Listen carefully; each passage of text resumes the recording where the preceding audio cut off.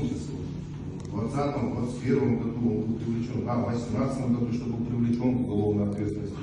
В 2020 году был судом первой инстанции осужден, признан виновным. В 2021 году, что этот приговор был оставлен в силе, и что когда он регистрировался в качестве кандидата в депутаты, он укрыл эти сведения, скрыл, не отразил в специальной форме номер 4. Речь идет об этом. И это мы считаем, что является нарушением закона. А как он мог скрыть это, если система межведомственного Сказал, что взаимодействия... нету судимости. Джеймс Штейнш, Я не могу ваш вопрос честно понять. как система межведомственного... ответил на все. Как система межведомственного взаимодействия, тогда представьте себе, как могла система межведомственного взаимодействия не отразить данный факт сокрытия? По форме 4, которую представляют кандидаты, там указан конкретный перечень вопросов, по которым кандидаты в том числе готовы дать персональные свои данные, помимо этого они обязаны предоставить сведения, в том числе на случай судимости. При том, что кандидат указывает, что у него судимости нет, то в соответствии с законом, требованием закона, Центральная избирательная комиссия в части наличия или отсутствия судимости взаимодействует с Министерством внутренних дел. Естественно, мы отправляем запросы. В данном случае мы рассмотрели ответ был, что не отсутствуют сведения.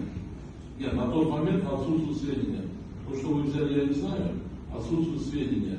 Это является основанием для регистрации кандидата депутатом Джон Кенеша. Что было сделано со стороны Центральной избирательной комиссии. Теперь о достоверности, о точности данных УИК и МВД, это уже вопрос взаимодействия органов суда с УИК и МВД Крымской Республики. Потому что я не могу давать оценку, почему они в свое время дали нам сведения, дали нам ответ об отсутствии сведений. Мне неизвестно, почему сейчас они в ГКМБ 12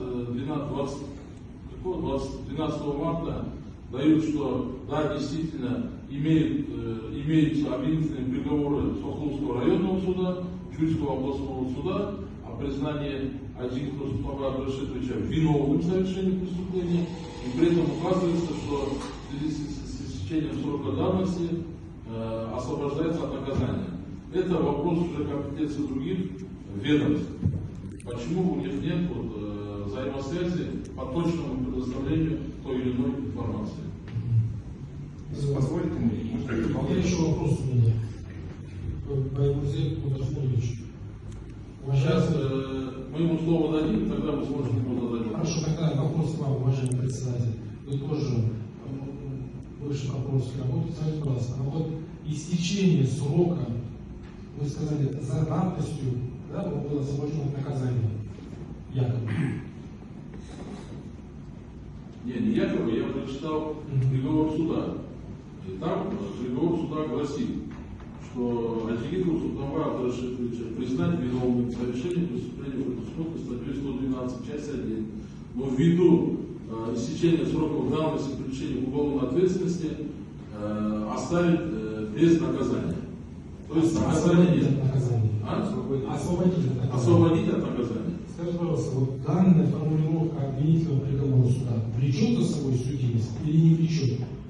С освобождением от Я наказания. правомочен давать комментарии по деятельности Центральной избирательной комиссии. Я не Конституционная палата, не комитет, соответствующий Джоу Кириш, который мог бы квалифицировать или толковать, и не орган надзора. Я говорю о приговоре, который нам представлен. Уважаемый господин председатель ЦИК, здесь идет речь о депутате Джоу Кириш. Это законодательный вид власти. Это вторая после президента по значимости вид власти. Я прошу данный вопрос, чтобы вы лично адресовали уважаемому первому заместителю генпрокурора. Влечет ли судимость освобождение от наказания? Ну, вы